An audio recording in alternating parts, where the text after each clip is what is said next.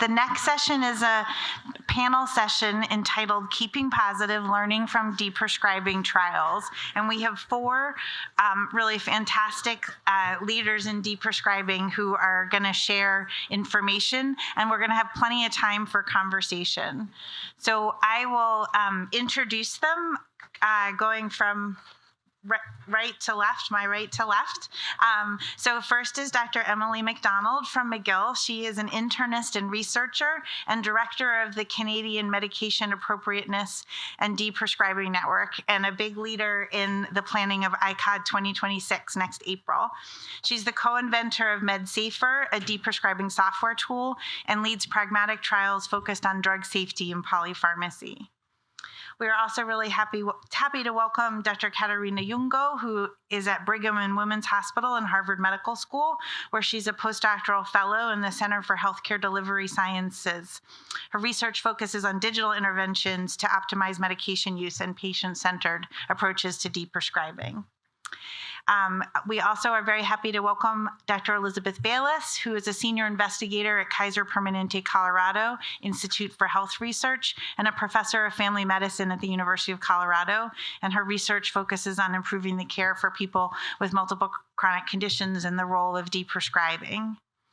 And Dr. Jerry Gurwitz is the Dr. John Myers Professor in Primary Care Medicine at UMass Chan Medical School, where he served as the inaugural chief of the Division of Geriatric Medicine for over 20 years. He is the PI of the R33 grant, the Aging Network, and a collaborative endeavor, which is a collaborative endeavor, of the Healthcare Systems Research Network and the NIA-funded Older American Independent Centers focused on advancing the science of multiple chronic conditions. He's also the principal investigator of the Deprescribe AD study funded by the NIA. So welcome to all of you. They're going to come up and very briefly describe each trial, and they'll come up to the podium to do that. And then we'll spend most of the time in conversation with opportunity for all of your questions as well. So Emily? Thank you. Thanks to you and Mike and to the organizers of the conference and for having me here today. Hello to all of you. I am very excited to talk to you about the MedSafer trial.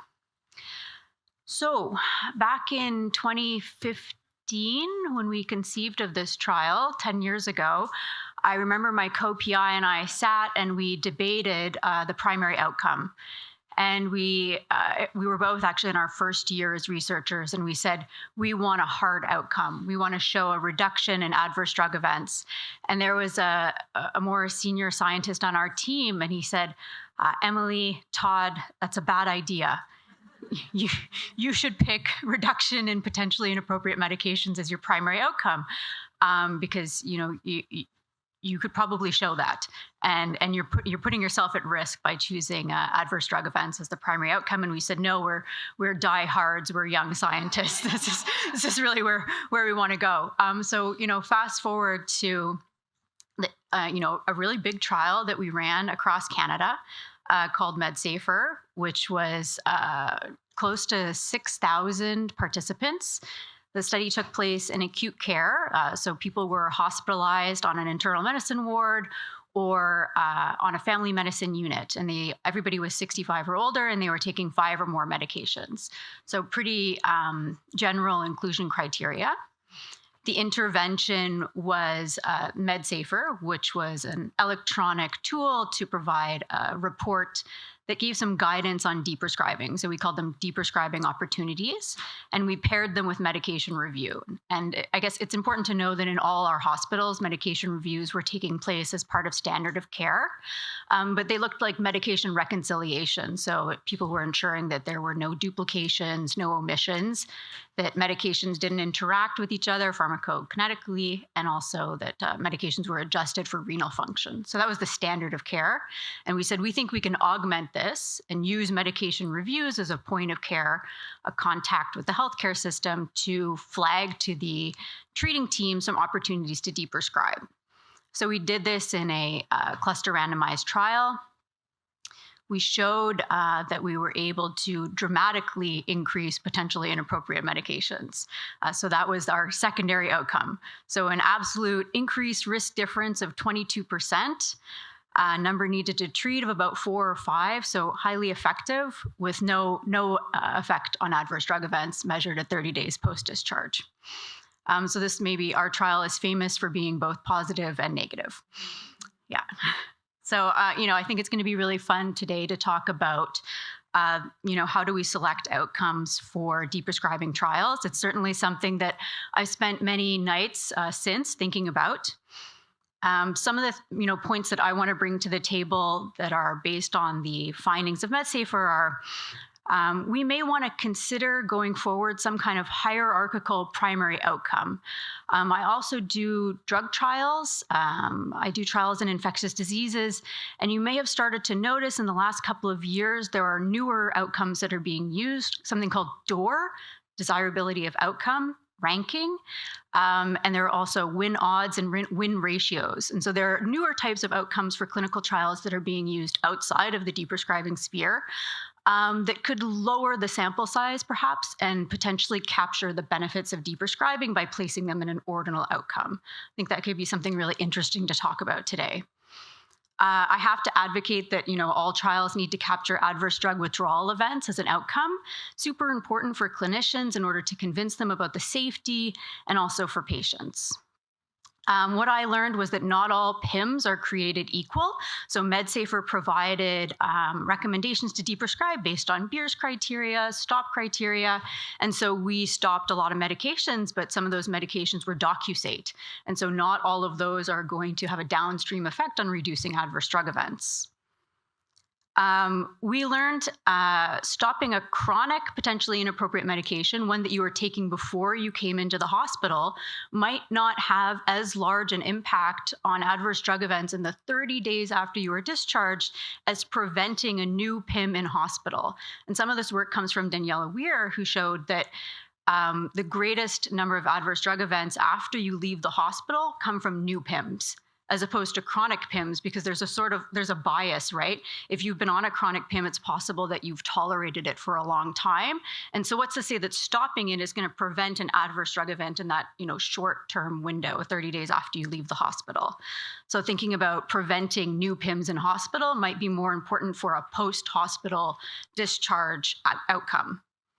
And then, the primary outcome needs to be modifiable based on the intervention. And so when we looked at a lot of the reasons why people were coming back to the hospital in the 30 days after they were discharged, it was due to medical complexity. It was very difficult to determine how much was drug versus how much was patient. Incredibly difficult because patients were so complex with so many medical conditions and medications. And so, were we ever going to be able to modify that? And then finally, if you look at Leap and Bates, which is one of the tools that we use to measure adverse drug events, it wasn't originally designed to capture the prevention of adverse drug events from deprescribing. Okay, if I could put it that way. We use it for that, but it wasn't really built for that. And so when you try to apply it to adjudicate adverse drug events, it doesn't always totally match or capture what you want to get out of deprescribing.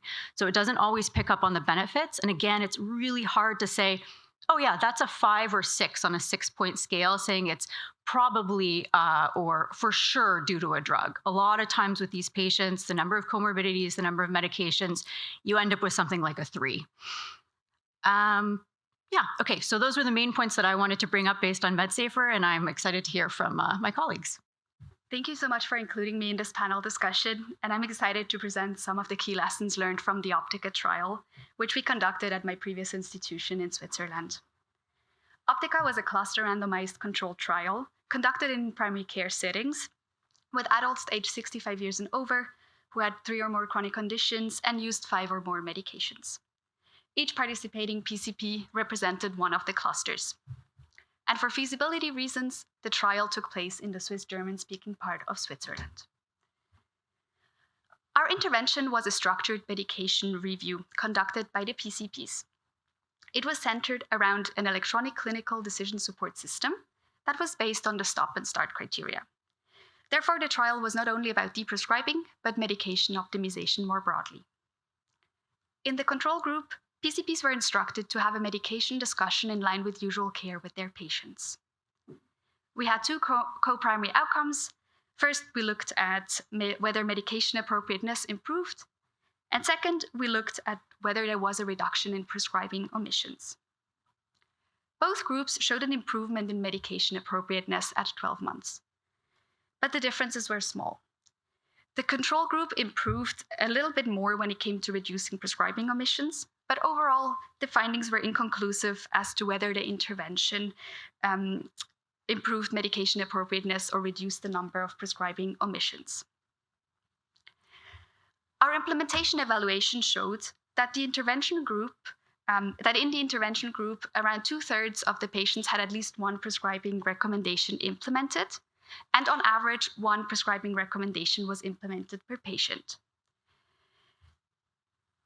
We saw that the intervention could be safely delivered to participants, as we did not see a difference in safety outcomes at 12 months. And at 6 months, actually, we saw fewer ER visits and unplanned hospitalizations in the intervention group. And in a cost-effectiveness study that we conducted alongside the trial, we found that there was an improvement in quality of life and cost reductions of around $2,000 per patient in the intervention group. Overall, the key lesson from Optica and other deprescribing trials that I was involved in is how crucial it is to make certain design choices to minimize bias towards the null. With that in mind, I would like to emphasize 3 domains that I find important. First, related to what Emily just said, I think we need to be careful to select outcomes that are meaningful to patients, relevant, but also sensitive to change and realistically modifiable within the follow-up period. The tools we used in the Optica trial, for example, were probably not particularly sensitive to change, and it was likely also more difficult to see an effect because we used composite-like measures aggregated across many medications or chronic conditions. Second, we need to consider what is happening in the control group during the trial. So ideally, we compare our intervention group to the control group. But in healthcare systems in which initiatives to reduce high-risk prescribing are already in place and are therefore part of usual care, this can easily bias the results towards the null. So we need to carefully decide what setting to conduct a trial in and what population to choose. One major challenge in the Optica trial was that the regional ethics committee asked us to include a medication discussion in line with usual care. And looking back, we should have pushed harder to have a more traditional usual care group, but at the time, it seemed as we couldn't really negotiate with them. And the third point that I would like to make is that only interventions that are actually used and that reach the target audience can have an effect. So we need to understand barriers to implementation, and we need to design interventions that are that ensure high fidelity and that can be easily integrated into existing workflows. A major challenge in the Optica trial was that the intervention, the electronic clinical decision support system, wasn't directly integrated into the many EHR systems that were used across Swiss primary care settings. It would not have been feasible to do it that way, but it would certainly have helped providers to use the tool if it was directly implemented. So I think these experiences highlight that there are often external factors that influence our design choices, but I think the good thing is that there's also a lot of things we can do to actively make sure that we address these things early on in the design phase of our trials. Thank you. Hi, everybody, and thanks for including me in this discussion. I'm going to talk a little bit about the optimized trial that Cynthia and I both led a couple of years ago. It was a deprescribing education, a trial of deprescribing education for patients, family members, and clinicians that took place at Kaiser, Colorado, where I work. And involved, as you can see, 3,000 people. It was a cluster randomized pragmatic trial targeting older adults with polypharmacy, which, and this is turned out to be important in the long run, we defined as being 5 or more chronic medications. The trial was randomized at the clinic level, so we had 9 intervention clinics and 9 clinics that delivered usual care. The intervention clinics, the clinicians were educated monthly at their provider meetings with information on different topics regarding deprescribing. And for the patients and family members, we combed the upcoming appointment schedule. And for people who had appointments scheduled within 4 days to 2 weeks, we mailed a brochure encouraging them to think about polypharmacy and the possibility of stopping a medication and to bring that up at their next visit. As you can see, our primary outcomes were the mean number of chronic medications per group, the intervention versus control. And then in each of the intervention and control groups, the proportion of individuals who were prescribed 1 or more potentially inappropriate meds. And we used, by and large, we used the Beers list for that, plus opioid medications. What we found was that it was, strictly speaking, a negative trial, and the adjusted mean number of medications at 6 months was comparable in intervention versus control. And likewise, the adjusted proportion of patients taking 1 or more PIMs at 6 months was comparable. There was a little bit of nuance there, which we were very excited about as investigators, but the reviewers of the initial draft of the manuscript were less excited about. And so we did not get to highlight those at the end. But one of the takeaways that we found is that 5 or more medications may actually not be a great definition of polypharmacy. One of our takeaways was that we had fairly small effect sizes in both of our outcomes, and we had 1,000 plus 1,500 people in each arm of our trial, although it was dependent, of course, upon the clustering. And what we came away with is the idea that some of these effects are going to be the effect sizes are so small that you really do need to we need to figure out how to deliver pragmatic trials at a fairly large scale so that we can capture whether there's going to be any change in the outcomes. As I alluded to, the ideal population, if you're targeting people with polypharmacy, may actually be something closer to 7 or more medications. We found that there was a significant reduction in proportion of each group taking PIMs when we limited our sample to 7 or more, people taking 7 or more. That was a statistically significant difference. We did a safety analysis that Cynthia published subsequently, and we had done this fairly elaborate safety monitoring protocol where we kept track of all hospitalizations and all mortality in both intervention and control groups, and periodically compared rates of hospitalizations and deaths. There were no differences.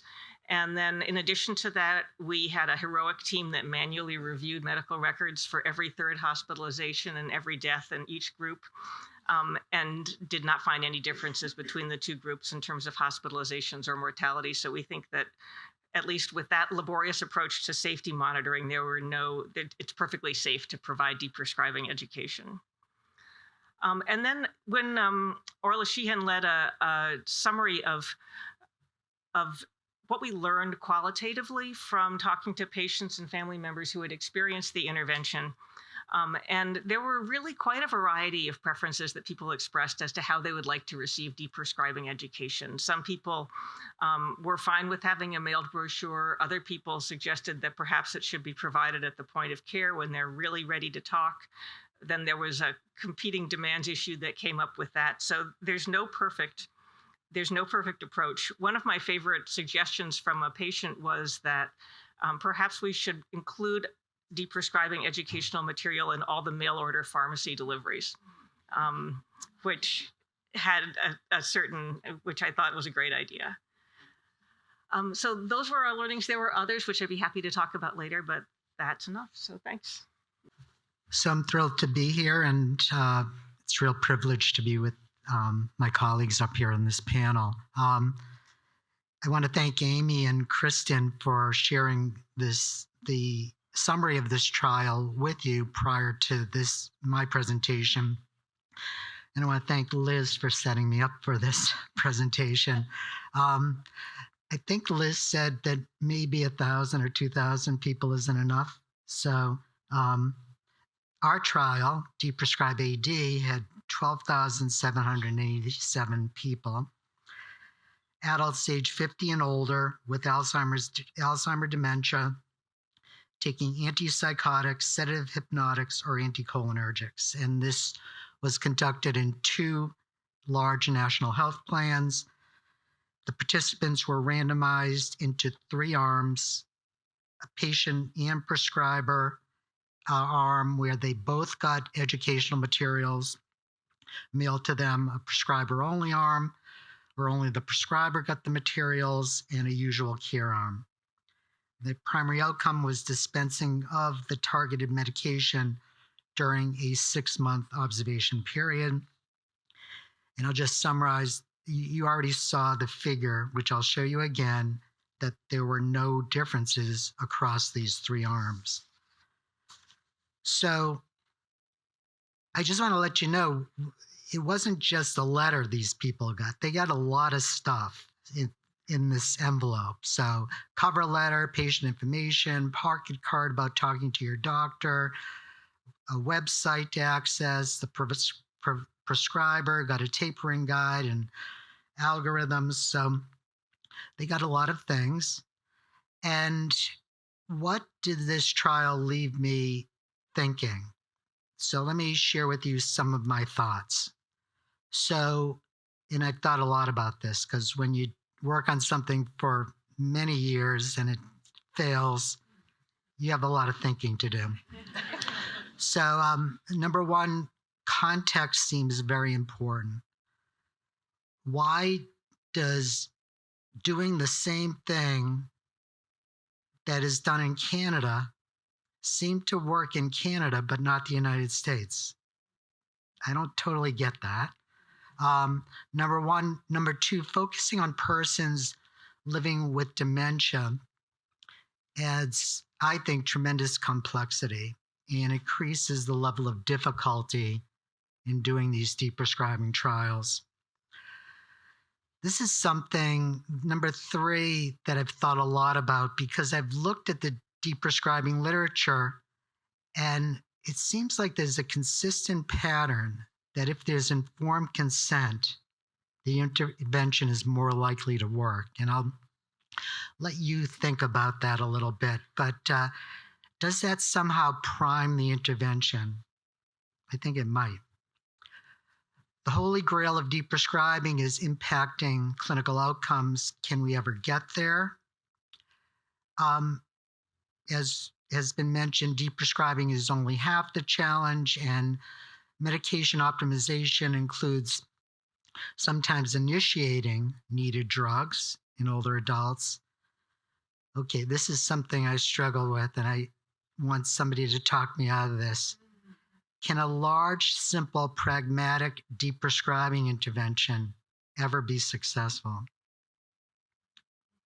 In addition, can a large, simple, pragmatic trial ever be successful? There haven't been many, by the way. And finally, do we actually need a control group? And this is a rhetorical question. And I show you this graph again because if you want to get promoted to chief medical officer, the chief of a clinical service, the best way to do that is to do an intervention and not have a control group. Just do a pre-post study. Because if you didn't have a control group here, you would think that 1 out of 5 times the intervention worked, that the drug you were targeting got deprescribed. So think about that if you want to get promoted. Thank you. We have about 15, 20 minutes for questions, so I will encourage folks to come up to the mic. I have some to get us started.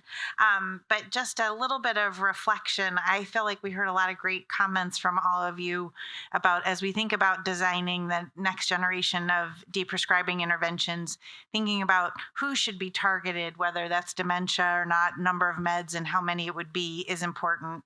What drug or drugs are actually targeted by the work of the intervention, and how does that end up matching with the outcome that you've chosen? Emily's great example about DocuSate was important. Thinking about not only what's the substance of the intervention, but we also heard, I think, some great food for thought about both the importance of a control group and thinking about how you choose that control group and whether or not it's influenced. And then also thinking about, I think, some really great ideas, thinking about how do we think about the outcomes that we would choose for deprescribing, including making sure that we are measuring safety. So with that as a frame, I'd love to hear each of you perhaps reflect, for those who are beginning or in the middle of designing a deprescribing trial, like what are key pieces that you think that we should be thinking about or reflecting on? And that really could touch on any of the topics. Each of you addressed a couple of them in your remarks, but maybe I'll start with you, Emily, and we'll go to the left. And feel free to come to the mic if you've got a question. We'd love this to include all of you. Yeah, I think my take home from this session, and having reflected recently in preparation for the talk, is that we need a door. So I think we need to develop a desirability of outcome rating for deprescribing. It doesn't exist.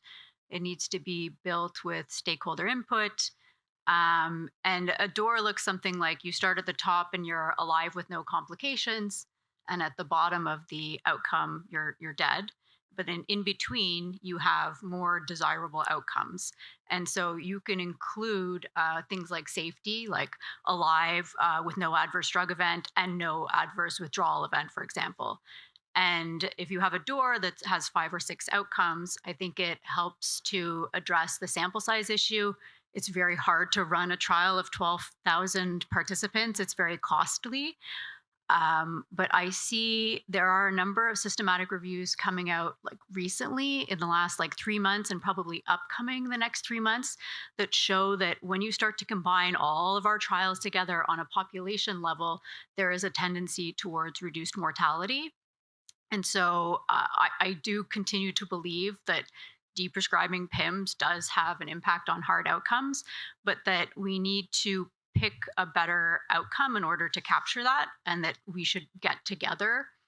ICOD 2026, maybe we make a group and we develop a door for deprescribing. That's my pitch. That's great, Emily. Katarina?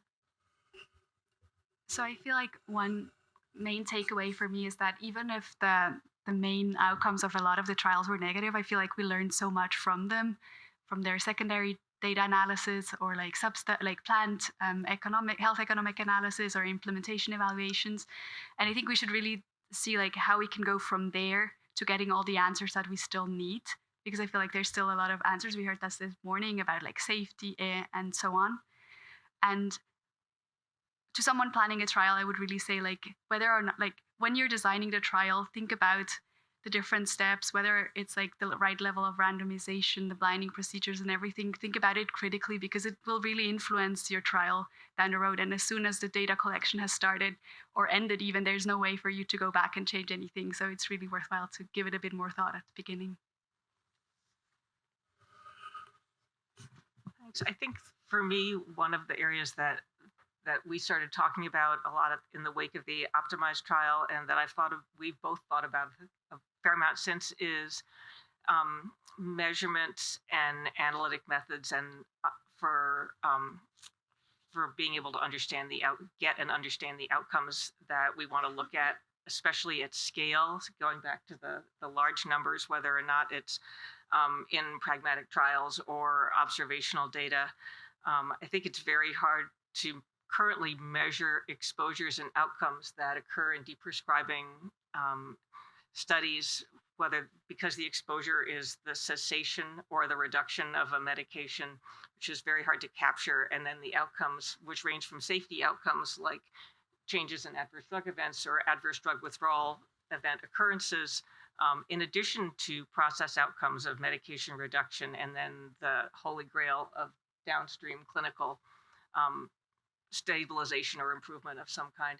And to me, that's obviously a huge waterfront, but for me, I don't think we're there yet. I don't think we've developed the ways of measuring some of these that we really need to have in order to generate evidence at a large scale across multiple populations. So that for me is a bit of a holy grail. Yeah, so can everybody hear me? Okay. So what if you were me and somebody said, well, what would you do differently if you had a second chance? And you won't believe this. I have a second chance. So, so I can't increase the cost of the study. You have to use the same 2 health plans. I have to use mailings. I'm not just going to do the same thing over again, am I? So what could I do different? So if this is what we're going to do, you're going to laugh, but you're going to think this is insane. So we're sending a reminder letter to one arm of the study. Reminders will go to the prescriber and to the patient. And that reminder will come 45 days after the first letter. My goal is to prove that sending letters to people is totally useless. That's my ultimate goal. So wish me luck. Thanks. Well, we'll go to the audience. I have a few more questions, but I see some people lining up. Myself. Great. Michelle Keller, University of Southern California. So I think both Emily and Liz brought this up, is this idea of who do we target for deprescribing, right? And I think for we've been thinking, along the way of, is somebody taking a PIM? But of course it could be, well, how harmful is the PIM, right? Or is somebody taking 5 or more meds? But 5 of those meds, even 7, could actually include a lot of medications which are perfectly appropriate. I'm going to steal the thunder for one of my colleagues at Cedars-Sinai who just finished a 8,000 patient study looking at medication management post-discharge. And they actually did not see an effect in their main group, in their, this was a randomized control trial.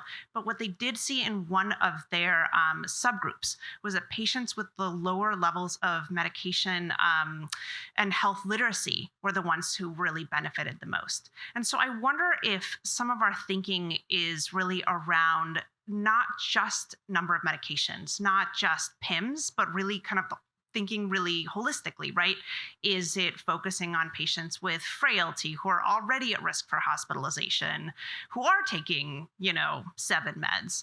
And I'm also going to put a plug in for one of my talks on Saturday morning, if you're still around here at AGS, where I did develop a risk prediction model for polypharmacy and hospitalization and thinking about how do we target these interventions. But I think as more health systems are starting to kind of, not just have clinical elements, or diagnoses and medications, but are also thinking about collecting social determinants of health. How do we start to integrate these into our deprescribing work, potentially for better outcomes? So, anyway, this is a classic, more of a statement than a question situation. But I really would love to hear from the panelists, if you did have to kind of redo these studies, is there something else that maybe some other element you would have wanted to add to Jerry, your thought? I wonder, for example, if you were to redo the study all over again, maybe it's around those who are, taking these medications, but also maybe had 4 hospitalizations in the last year or something, thinking a little bit about that. Who'd like to start? Yeah, go ahead. Yeah, this is such a good question. I feel like the question of which intervention works best for whom is such an important one. And I agree with you. I think we need to critically reflect what the most suitable target population is. If it's a clustered trial, even who the providers are who we should include. If we include the ones who are already at a very low rate of prescribing certain meds, it's very unlikely that we'll see an effect. But to come back to your very first point, we recently looked at deprescribing studies conducted in the US and what type of patient clinical and sociodemographic information they have reported. And there's actually not a lot, and it's very inconsistent. So I feel like for those designing trials, it's really important to start with collecting all this information so that we can actually do the subgroup analysis and then see the effect that you mentioned that one of your colleagues found in their trial. Anyone else want to comment?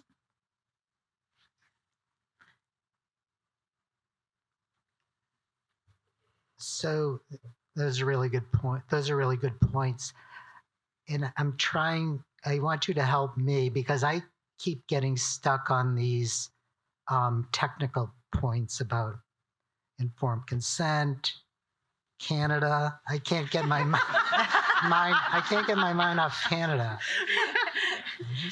How do they do it up there? I don't know. Could you please stop this, Pim? They're just very apologetic, you know. How do you get a Canadian to jump in the pool? You say, can you please get in the pool?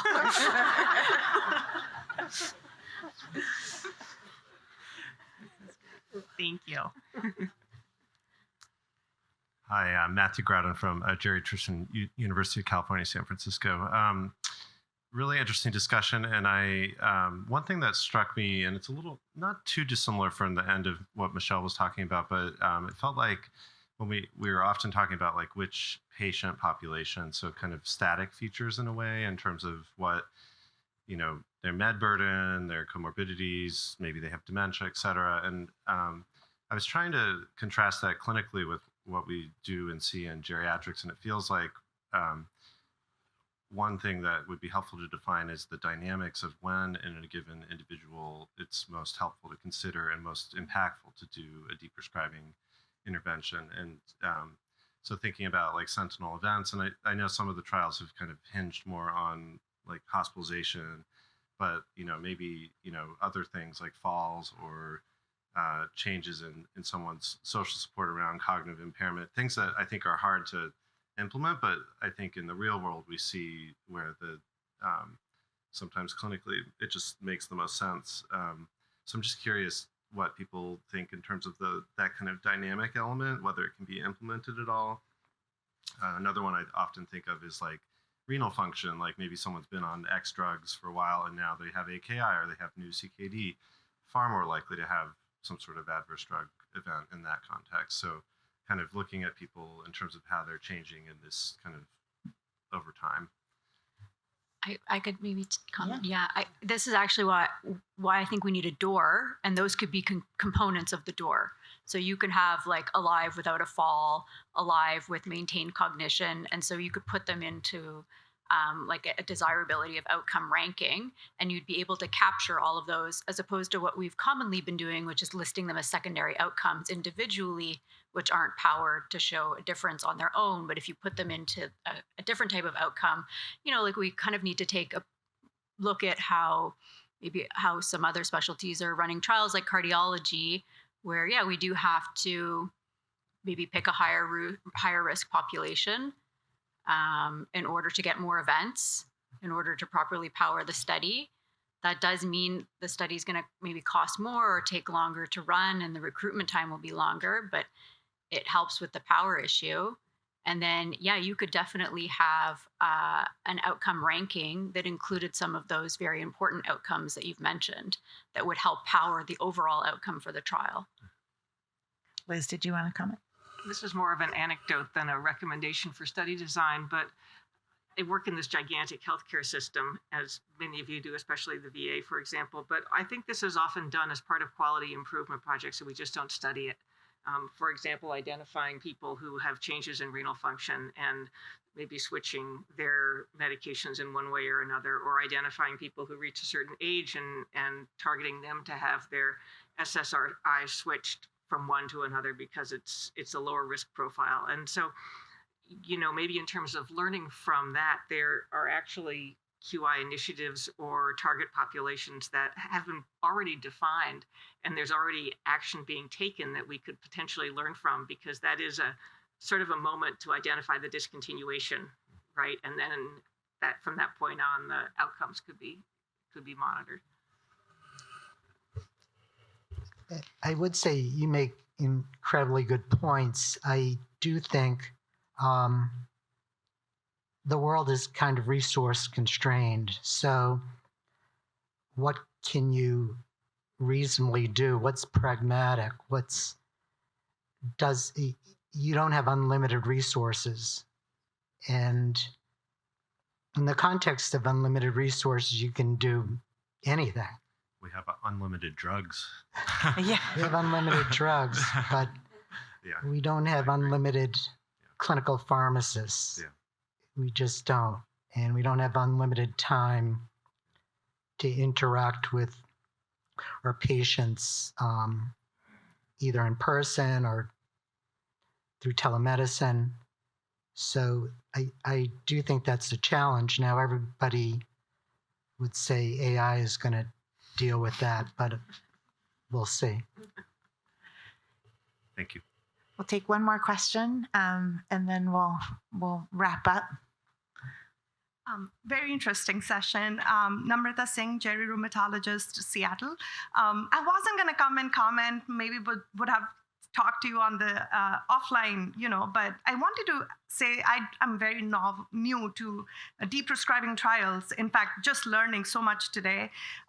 So please excuse me if this is very stupid suggestion, but I was thinking, in pharmacoepi studies, when we rely on pharmacy claims, and we always, of course, regret in our discussion section that we thought that this person had a prescription from the pharmacy or a claim for this drug, but we don't know if they took it, right? Mm-hmm. Similarly, for your letters, I agree with you, Jerry. I myself, as a patient, never read letters that come to me in the mail.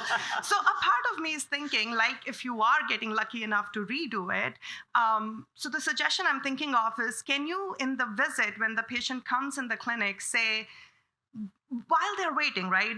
We are all running late in the clinic. So maybe they have a second to fill in that question in the waiting room.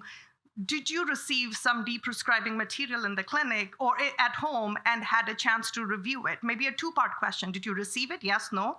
If you did you read it or not?